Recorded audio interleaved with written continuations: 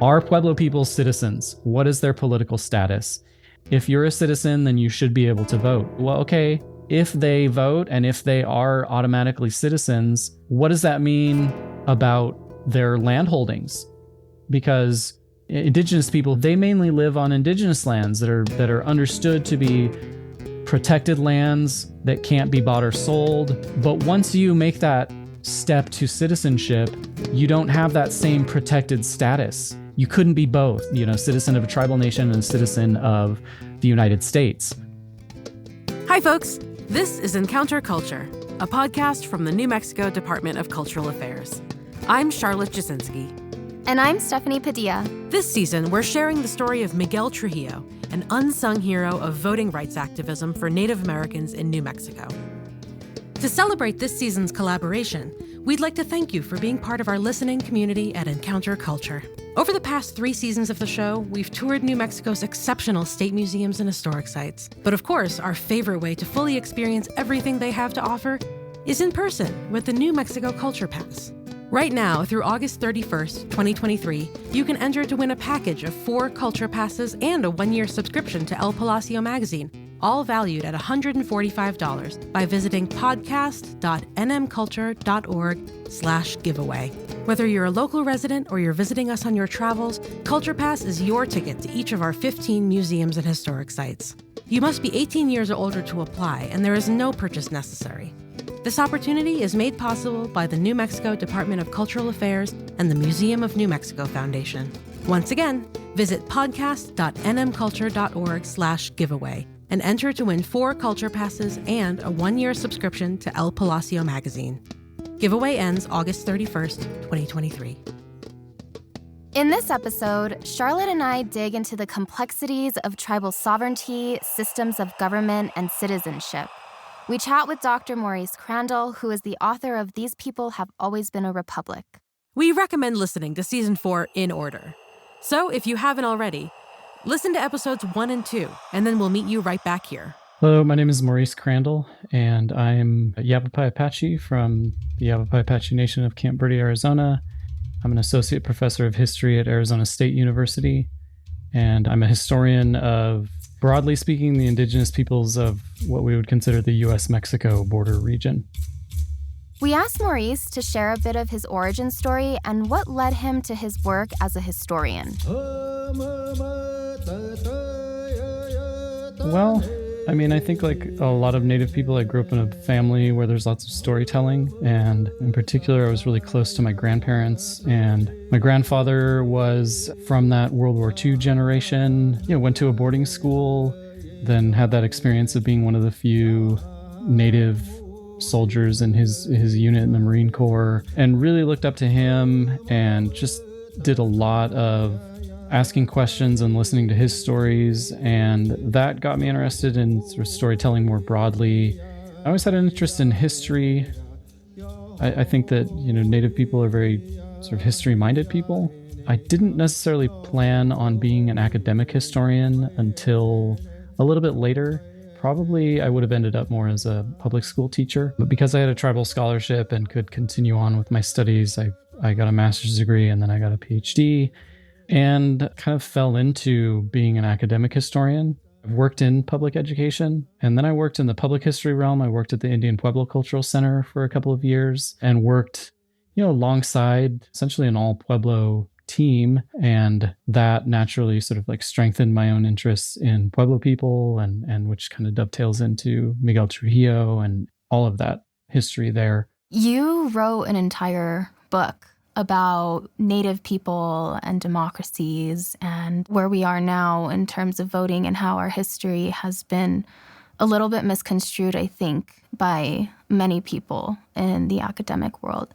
I'm just curious about what sparked your passion for that topic. Again, maybe an experience that's common to a lot of Native people, in that I always had family members who were on tribal council. My grandfather was tribal chair, my mom was tribal chair, my aunties been on council. And so I've always been around Indigenous politics, which are some of the most contentious. The communities are really small, and everybody's running against everyone else, and we all both like love and hate each other because of whoever's running for election or re-election, and people getting booted off council. I mean, it's really, there's lots of drama. But I was always around that, and so I was interested in tribal politics. And some of my early memories are going to council meetings as a little kid and sort of just being told to, like go sit in the corner or go occupy yourself for a while. And then getting older, starting to think about where that comes from. Like tribes that have like an Indian Reorganization Act constitution, for the most part, I mean, that's not Indigenous. I mean, that's not traditional in any sense. That's an imposed system. And so when you have a council and a president or a chair and a vice chair and then a tribal court and all of that, I mean, that's a 3-branch model based on the United States model of government. The Wheeler-Howard Act, also known as the Indian Reorganization Act, is sometimes called the Indian New Deal because it dramatically changed the way many tribes govern themselves. They were encouraged to pass constitutions and adopt electoral-style governance. But this wasn't always the way tribes had traditionally organized or made decisions. And so getting older, being more interested in that and where those structures come from and what their historical roots are, and then how that compares to traditional or more Indigenous forms of governance and democracy, I started connecting those dots and just seeing, okay, so where are we today and why are we here? The story we're sharing is about Trujillo v. Garley in New Mexico. But Miguel Trujillo wasn't the only one demanding voting rights for Native Americans. In 1948, when the Trujillo case, when Trujillo v. Garley was being tried in Arizona, there was a simultaneous case that involved a Yavapai man by the name of Frank Harrison. Frank Harrison, who was a Fort McDowell Yavapai, and he was a U.S. Marine Corps veteran, World War II veteran, came back to his community, saw the struggles and the second-class status of Indigenous people there. And along with the tribal chairman at the time, a guy by the name of Harry Austin, they went and tried to register to vote and were denied because they were considered wards of the federal government. And they challenged that in court, and it was decided by the Arizona Supreme Court, actually, in this case, that prohibition of their right to vote was not legal. But those two cases are decided right within weeks of each other. And, Felix Cohen is the attorney for Miguel Trujillo and sort of the father of federal Indian law. But a lot of the same organizations are behind both cases, and they have similar backing. And they're decided right at the same time. And so New Mexico and Arizona, which ironically or not ironically, are some of the last places to allow Native peoples to vote, because they have large Indigenous populations and they're afraid of the potential voting block of Native peoples. So Native people receive the right to vote in Arizona and New Mexico basically at the same time.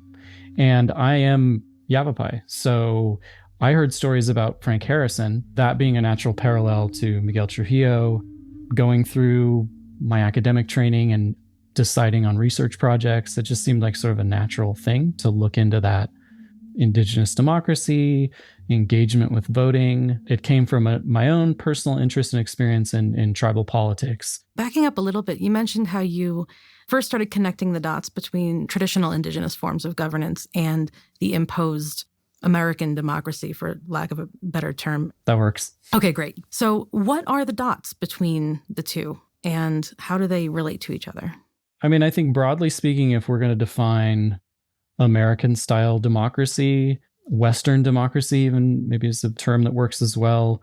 It's the idea of majority rule, and the voice of the majority carries the day, as it were. And I mean, that's being questioned right now, right? Obviously, what does that even mean? And I think that's sort of the basis for Western-style democracy. When you compare that, though, with Indigenous democracy, what I would call, like Indian democracy, it's not based upon the will of the majority. Indigenous democracy operates under the concept of consensus, which in practical terms often means everyone needs to agree. And that's why historically, when Indigenous peoples discussed an idea or a decision that needed to be made on a community level or even beyond, that they would literally sit until there was consensus. And that can take days, weeks, or maybe a decision won't be made because you can't get a consensus. It's funny when you read the accounts of non-Indigenous observers who go to some sort of council and listen as an important discussion is taking place. And they can't sit that long. And sometimes these meetings go on all night and they're discussing the topic hours and hours and hours. And then they stop and they say, okay, we're going to reconvene tomorrow or next time we meet. And it's funny, we talk about a filibuster or somebody getting up. It's a political stunt in Western democracy to stand up and talk for hours. Whereas in Indigenous democratic councils, it's the norm. You might sit for days on end debating something, talking about it. Everyone says their piece. And then ultimately, when there's a consensus, people can take a decision. And it's not the will of any one person. It's a community decision. And sometimes we know from our history that if someone couldn't be in agreement, the answer was that they didn't go. It's sort of like recusing yourself. If you can't be in agreement, then you wouldn't go to the meeting. Then the consensus could be carried forward. That's sort of a long-winded comparison, but I think that that's at the heart of it. It's that idea of the majority rule and votes and a vote tally versus the consensus of a community and reaching a decision on which everyone can agree and everyone feels good about. But that's a process that takes a long time. Sometimes community consensus could be reached fairly quickly, but that other times it would take a lot of discussion and hearing everyone out. What would the response then be to someone? They might look at that model and say, well, that's so inefficient. Or, how could that possibly work? I mean, you could say a lot of things in response to that. Why do we place such value on efficiency and speed? Why does everything need to be done quickly? Why, if a decision isn't reached today or this week or this month or even this session of whatever legislative body is meeting, why is that a bad thing? In an Indigenous community, maybe we're not operating under such strict time constraints where a decision doesn't have to be made today. There are certainly emergencies, and when something comes up that demands immediate attention, then I think that the speed with which consensus is reached and decisions are made will match the level of need and of emergency. But I don't think that Native peoples historically were operating under any conception of efficiency or speed in the same way that Western-style governments historically have and do. Although, are they efficient? I don't think they're any more efficient than Indigenous governments historically were. In fact, I think they're probably less so because they don't have consensus and you have so much infighting. So that's one response that I would give. The other that I would give is, I think that the time sometimes required to take a decision within Indigenous-style democracy is worth it because you reach a decision that has more consensus and a wider base of support because everyone is heard. In Indigenous councils, the idea isn't necessarily that you have a representative who's been elected or whatever it might be. It's that you have all these people who have a stake in the community and they collectively discuss these important decisions instead of one or two people that are elected to represent all the people. I mean, that's a Western conception as well.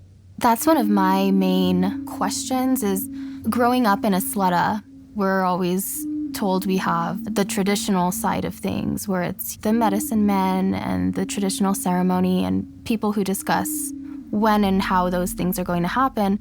But then we also have the governor and the lieutenant governors and the council. How would you identify those with your expertise? Would you say that the council is more of the traditional government that was represented years and years ago? Or would you say that's more of an influence from our Western democracy? So if we're just going to take the Pueblos as a model, for example, I mean, the system differs from one to the other in some ways, not always significant, but sometimes. But generally speaking, you're going to have a governor and a lieutenant governor and a council. That is purely a Spanish imposition. I mean, the roots of that go back to Spanish colonial times. When Spain comes to New Mexico in the 16th century, and they come to colonize permanently in 1598. Oñate comes to New Mexico in 1598, and the idea is like, we're setting up permanent settlements here. We're colonizing this place. We're going to take advantage of its wealth, which is, they're hoping mineral wealth, but then it becomes agricultural wealth, and then the labor wealth of the indigenous peoples themselves. They're met by traditional councils of elders, medicine people, clan leaders, community leaders that traditionally would have been the governing bodies of those communities. And you can read these documents, and the Spaniards say, we're met by 50 people. Who's in charge? And that's always the question. Who's the one guy that is in charge of all of this? And they want to be able to identify one person.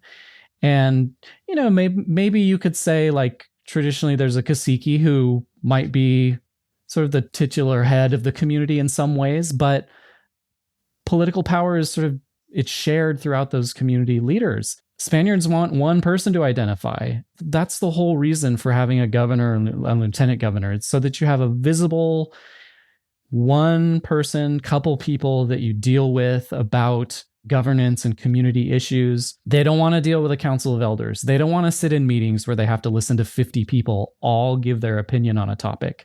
They want to just talk to one guy. That system is Spain's system all throughout its colonial holdings. They do the same thing in South America, Central America. I mean, they have, and the words sort of change and the titles might differ a little bit, but generally speaking, they want to have one guy, and it's always a guy. I mean, it's a man because Spain is patriarchal, and so the people who have power are men, but they might allow the community to continue to do things in that way. I mean, you can have your traditional councils and discuss these things for days and hours, but in the end, we want the one guy to come to us, and we want to talk to him and just hear from him. And so that's kind of at the root of this system. And you see it in different incarnations in various places. And I write about that. I mean, among Tohono O'odhams in southern Arizona and what's now northern Sonora, there's the same system. I mean, they have governors and other offices that are very similar.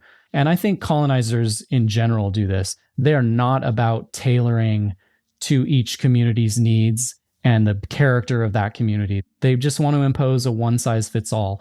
Spain does that. Mexico does that. The United States absolutely still does that, right? You just want one thing that suits everybody. I call it a one-size-fits-all solution to Indian affairs, and that's the route the United States has taken. But Spain did that. Colonizers do that. That's just what they do.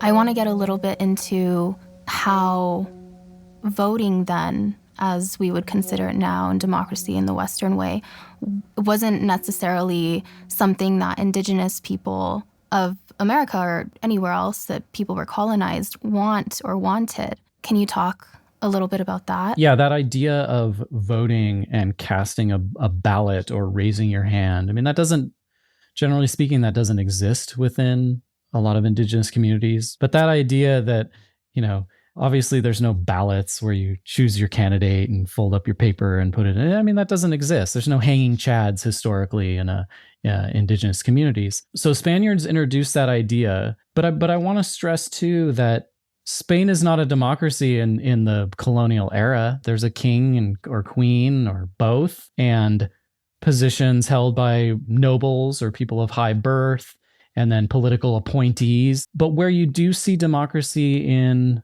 Spanish colonial times is on the local level.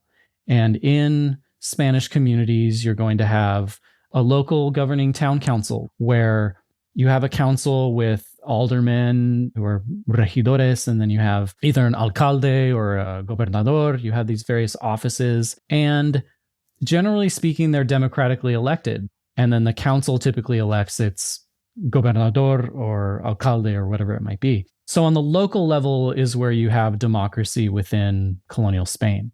And that's where they seek to impose a system upon Indigenous communities, to have locally elected councils with then a person at the head who, in the case of the Pueblos, is a governor, and then a lieutenant governor, sort of like the second in command. When that system is brought to the Pueblos, again, this is a one-size-fits-all, but Spain does allow for variation from one community to the other in terms of how that electoral process takes place.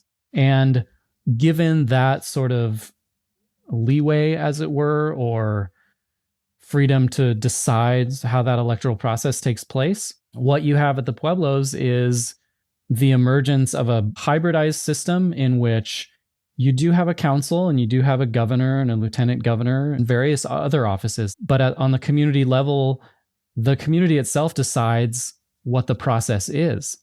And so in a lot of communities, they say, well, we've got to have a governor and a lieutenant governor and these other offices. Then we're just going to have the society heads choose, or we're going to have the summer and winter chief when there's a dual society. A lot of the Tewa Pueblos, for example, have a dual society where it's a summer and winter chief, and the heads of the summer and winter people. And those leaders choose the governing officers. And then it's presented to the council, which is comprised of heads of the various societies within the Pueblo and the various medicine societies. And then they discuss, and that's sort of where the democratic process comes in. But it's an indigenous consensus-built democratic process. What I research and write about is how that sort of hybridized system emerges. And it's really born of the fact that Spain doesn't micromanage to that extreme in terms of how leadership is selected. So you have the emergence of community variation on how leadership is chosen. And in some communities, you have the development of more what we would call Western style democracy, that over time, they do have an electoral process where people sort of cast a vote in a way, although it's not ballot based, and it still remains this way today. Those secular officers of governor and lieutenant governor and the other Spanish offices are chosen by traditional leadership, whether they're the heads of the medicine societies or what we would call the principales, or the elders of that community, and they're the ones doing this. And that's still that way today in a lot of those communities. You don't have elections as we would call them, or as Western style elections. In Isleta Pueblo, we do cast a ballot for our governor and lieutenant governors. So it's really interesting and fun to learn that it wasn't always this way. So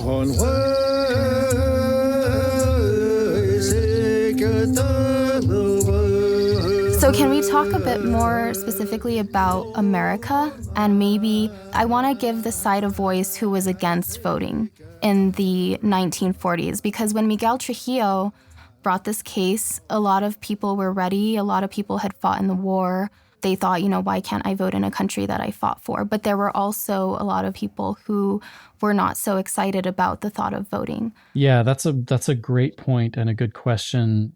It's sort of taken as a truism that people want civil rights. And when we think about civil rights struggles, we often assume that, history is progressive, that over time people fight for their rights and eventually win them through a process of community mobilization and protest or cases brought to court.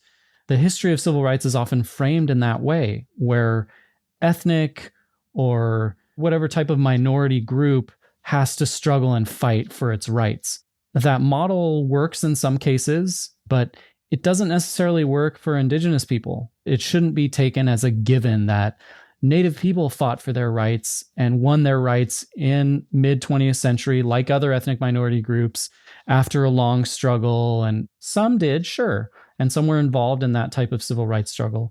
But like you said, there is a considerable group of Indigenous people who aren't in favor of that, and they're not fighting for the right to vote in that way. And that really has historical roots in the 19th century and the early 20th century. And you see that development particularly in New Mexico with the Pueblos. At that time, there was an influx of white settlers to New Mexico, where there was already an established Hispano community. With the defeat of its army and the fall of the capital, Mexico City, in September 1847, the Mexican government surrendered to the United States and entered into negotiations to end the war. The Treaty of Guadalupe Hidalgo, which brought an official end to the Mexican-American War, was signed on February 2nd, 1848.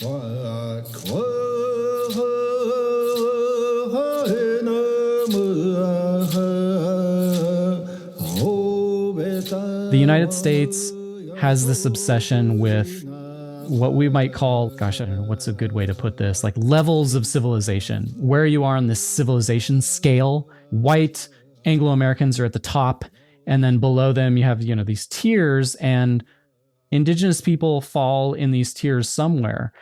Well, Pueblo peoples are in an interesting place because, Native peoples are supposed to be nomadic, right? They live in teepees and just sort of go wherever. And that's the popular conception. Pueblo peoples live in permanent fixed communities and have since time immemorial. They have these, multi-story apartment block dwelling places. They have systems of governance in place that include governors, lieutenant governors, councils, they have all of these things. Well, then that means that they're sort of higher up on the civilization scale. So does that mean that they are ready for citizenship automatically right away? And that becomes a really pressing question for American authorities in the late 1840s and after. Are Pueblo people citizens? What is their political status? And if they are citizens, then what's the sort of gold standard of citizenship? Voting. If you're a citizen, then you should be able to vote. And so then the vote becomes the measure. And you have a series of elections in the 1840s, 50s, and after, where both sides of political debates in New Mexico, Democrats, Republicans, those in favor of statehood, those who want New Mexico to remain a territory, they try to enlist Pueblo peoples to vote for their cause. They go to their communities and they try to bring them out to the polls and get them to vote. And their argument is, well, they're citizens because of the treaty and because of their political status under Mexican law that then transfers to the U.S. system. But then you have Pueblo peoples and also those who are meant to oversee Indian affairs, like the Pueblo Indian agent and the superintendent of Indian affairs for New Mexico, those people who say, well, okay, if they vote and if they are automatically citizens, what does that mean about their land holdings? Because indigenous people who live in other parts of what's then the United States, they mainly live on indigenous lands that are understood to be protected lands, reservations that can't be bought or sold. But once you make that step to citizenship, you don't have that same protected status, and your land holdings aren't viewed in the same way as reservation lands. At least in that time, you couldn't be both. There was no dual citizenship in those days. You couldn't be a member of a tribal nation and a citizen of the United States. And so that's where the problem lies. And early law in the territory of New Mexico, beginning in the 1840s and after, it says Pueblo peoples hold their lands with titles because Spain and Mexico had issued land grants to Pueblo communities. So they had titles to those lands. And so the United States says, okay, so you have title to your land. You are on the path to citizenship or already there. Your lands aren't the same as tribal communally held lands, reservation lands. You can buy and sell those lands. And once that happens, you get outside speculators who come in and they're trying to buy up any Pueblo land they can, because a lot of the Pueblo lands are the most fertile. They're along the waterways. And so they're finding any person that they can just give some money to, get them to sign a paper. Oftentimes they don't know what's going on. They're just, okay, sign this, here's some money. Okay, whatever. And then these outsiders say, well, we have your land. We bought it because you're able to buy and sell that land because you are citizens of the United States. I think that there were some people who truly hoped or thought that they had the best interests of indigenous peoples in New Mexico at heart, and they were trying to protect those communities from complete destruction. But they sort of came up with this idea, they formulated this idea that the way to keep that sort of land grab and the complete loss of Pueblo lands, which then would mean the loss of culture, the loss of community, because the land is everything. And if you lose that land, what do you have? But the way to prevent that from happening is to tell Pueblo people explicitly, don't vote. Don't vote, because if you don't vote, then you're not a citizen. Your lands can be protected under federal law, which are a series of acts called the Non-Intercourse Acts. They're closed to sale. You can't buy or sell them. You can't have squatters move onto those lands, a whole series of things that are protected against. But the idea is by not voting, you protect that sort of special status as indigenous people, which applies to other indigenous groups around the United States. But again, it's like I said, it was problematic because Pueblo peoples, they're more civilized than the other groups. At least that was the perception. They have all of these things. They've been Catholic, nominally Catholic for all these years. They have all of these markers of civilization, so they're citizens. But by taking on citizenship and voting in particular, you lose protections that you have under federal law and federal Indian policy. And so Pueblo peoples, generally speaking, from the 1850s well into the 20th century and into the 1940s, and even today, a lot of indigenous people in New Mexico and elsewhere say, we don't do that. They're like, that vote that's not for us. We see to our own communities. And you could make that argument, like, we're sovereign communities. We should be interested in our own community affairs, not in the colonial nation state. Why should we be taking part in those politics? What's most important is right here.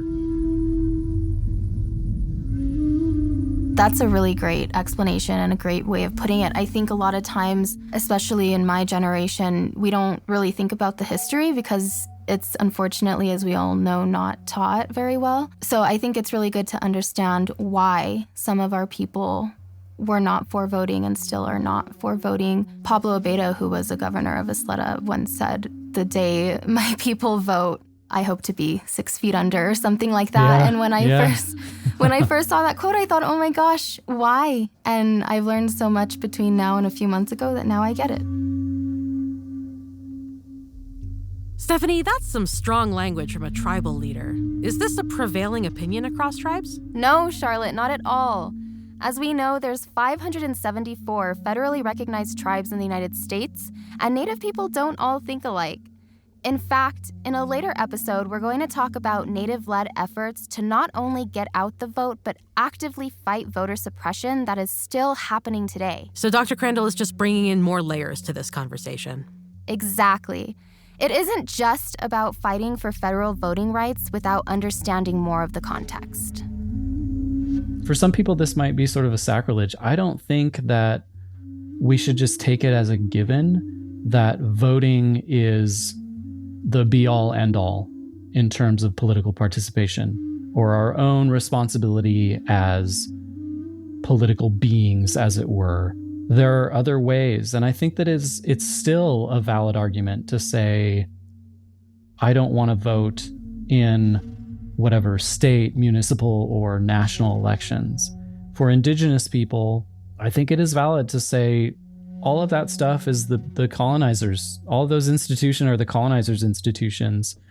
My ultimate citizenship or my political interest and allegiance rests with my community, and I'm going to focus it here. I think that's an important point to understand, and that's not to say that I would discourage anyone from voting in elections or participating in the body politic, but I think that we need to accept both arguments as valid, and that those Indigenous people who today still see voting as an imposition and not as a civil right to be, protected and won, that's a valid argument. But then on the other side, if there are people who ultimately see benefits from pursuing political action through those channels of governance outside of Indigenous communities, they can do that as well. But that the ultimate goal should be sovereignty. It should be Indigenous liberation. It should be Indigenous communities truly being autonomous and governing themselves in the way that they see fit.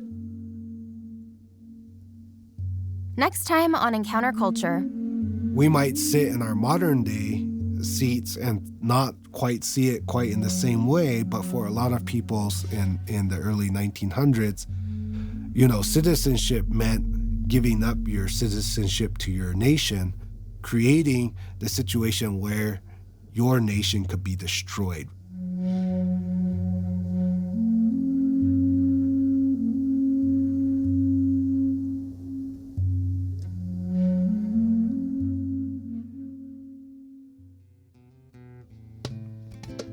Encounter Culture is a production of the New Mexico Department of Cultural Affairs. This season was produced in collaboration with the New Mexico History Museum with a grant from the National Endowment for the Humanities. We are especially grateful to the family of Miguel and Rashonda Trujillo and to the Indian Pueblo Cultural Center.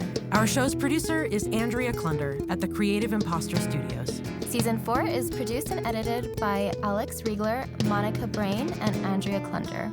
Our recording engineer is Cabby at Cabby Sound Studios in Santa Fe. Post-production audio by Edwin R. Ruiz. Show notes by Lisa Witter and social media design by Caitlin Sunderland. Our executive producer is Daniel Zillman. Thank you to New Mexico artist El Brujo de Santi Nava for our theme music, and to Clark Tinakongva, Gary Strautsos and Matthew Nelson for the incredible Hopi music featured throughout all 6 episodes of this season. Their new album is set to release in August 2023 and will be available for purchase on Bandcamp and at ongtupqa.com. We've included the links for you in the show notes.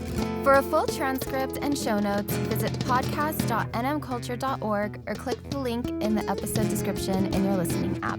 I'm your host, Charlotte Jusinski. And I'm your co-host, Stephanie Padilla. The New Mexico Department of Cultural Affairs is your hub for the state's exceptional museums, historic sites, and cultural institutions. From native treasures to space exploration, world-class folk art to awesome dinosaurs, we celebrate the essence of New Mexico every day. Remember to head to podcast.nmculture.org/giveaway to enter to win 4 culture passes and a subscription to El Palacio. Enter before August 31st, 2023. Thanks for listening.